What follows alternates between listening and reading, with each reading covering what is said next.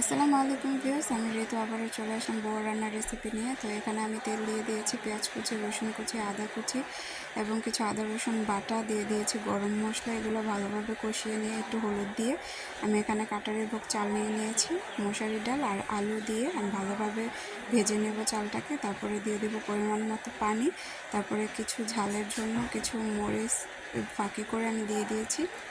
এবার এর সাথে আমি ভর্তার জন্য কিছু ভর্তা করে নিয়ে নিলাম চাবা শুটকি ভর্তা,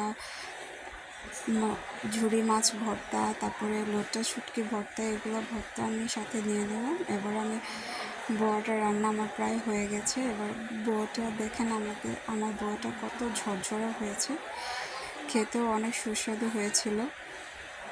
তো সকাল সকাল বৃষ্টির মধ্যে সকাল সকাল এরকম গরম গরম বোয়া হলে আর কি লাগে বলেন। আসলে বোয়াটা খুবই মজা হয়েছিল। ভালো লাগলে লাইক কমেন্ট শেয়ার করুন।